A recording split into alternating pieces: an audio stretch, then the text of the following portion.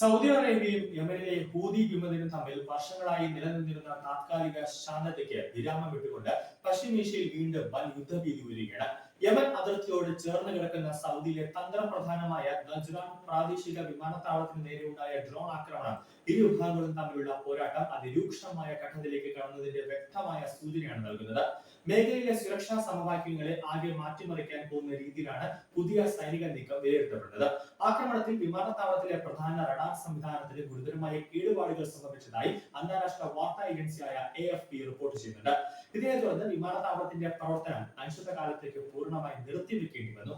വ്യോമയാന ഗതാഗതത്തിന്റെ നിയന്ത്രണം അത് കേന്ദ്രത്തെ തന്നെ ലക്ഷ്യമിട്ട് നടത്തിയ ഈ സ്ട്രൈക്ക് അതിർത്തി മേഖലയിലെ സൗദിയുടെ സിവിൽ സൈനിക വ്യോമ നിരീക്ഷണ ശ്രേണികളെ വലിയ രീതിയിൽ ബാധിച്ചിട്ടുണ്ട്.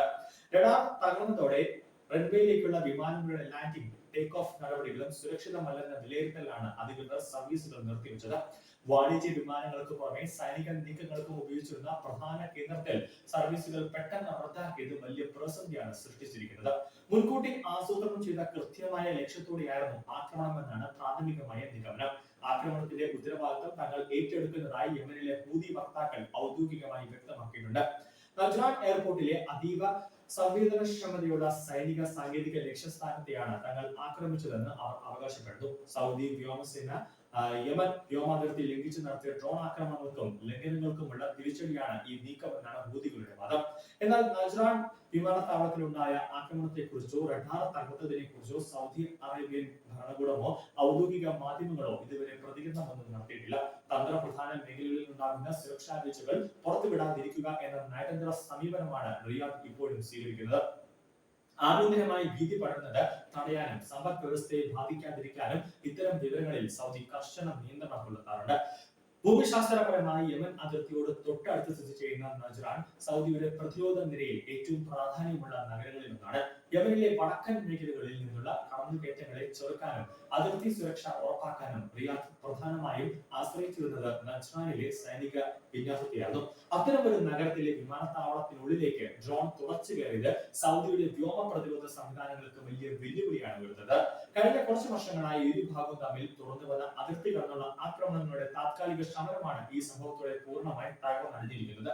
ഐക്യരാഷ്ട്ര സഭയുടെയും പ്രാദേശിക മധ്യസ്ഥരുടെയും ശ്രമഫലമായി നിലനിന്നിരുന്ന വെടിനിർത്തൽ ധാരണകൾ പൂർണ്ണമായി അവസാനിച്ചു വന്നതിന്റെ തെളിവാണ് നജ്റാനിലെ മിന്നലാക്രമണം. ഇതോടെ യമൻ അതിർത്തിയിൽ വീണ്ടും ഒരു പൂർണ്ണ തോതിലുള്ള യുദ്ധത്തിന് കളമൊരുങ്ങിയിരിക്കുകയാണ്. മുൻകാലങ്ങളെ അപേക്ഷിച്ച് ഹൂതികളുടെ സൈനിക ശേഷിയിൽ ഉണ്ടായ സാങ്കേതിക മുന്നേറ്റം അന്താരാഷ്ട്ര സുരക്ഷാ വിദഗ്ധരെ പോലും ഞെട്ടിക്കുന്നതാണ്.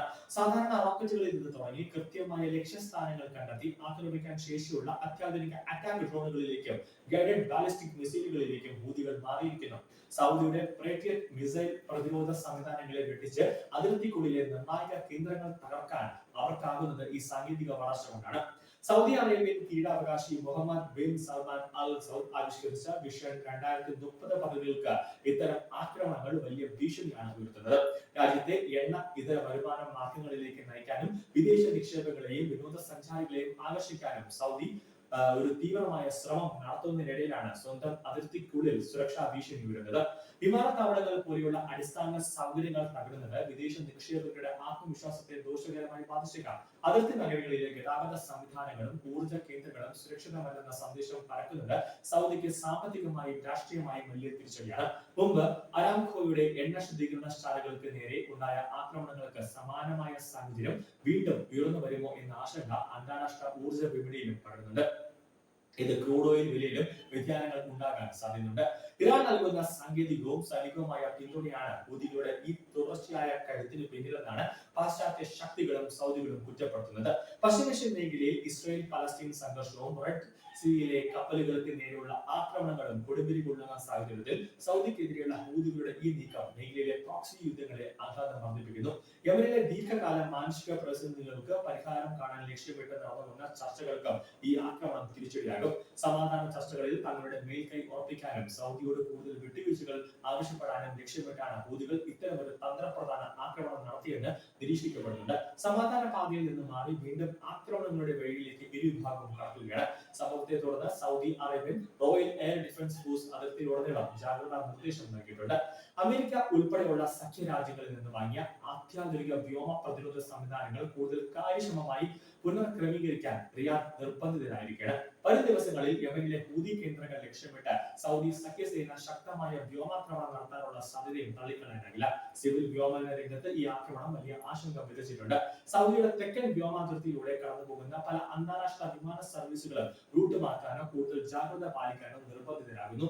സാധാരണക്കാരായ യാത്രാ വിമാനങ്ങൾക്ക് നേരെ നേരിട്ട് ആക്രമണം ഉണ്ടായിട്ടില്ലെങ്കിലും വിമാനത്താവളങ്ങളുടെ പ്രവർത്തനങ്ങൾ തടസ്സപ്പെടുന്നത് മേഖലയിൽ വ്യോമ ഗതാഗതത്തെ വലിയ തോതിൽ മന്ദഗതിയിലാക്കും. അന്താരാഷ്ട്ര സമൂഹവും ഐക്യരാഷ്ട്രസഭയുടെ സംഭവ വികാസങ്ങളെ അതീവ ആശങ്കയോടെയാണ് വീക്ഷിക്കുന്നത്. കൂടുതൽ ആക്രമണങ്ങളിലേക്ക് കടക്കാതെ ഇരുവിഭാഗവും സംയമനം പാലിക്കണമെന്ന് വിവിധ നയതന്ത്ര കേന്ദ്രങ്ങൾ ആവശ്യപ്പെടുന്നുണ്ട്.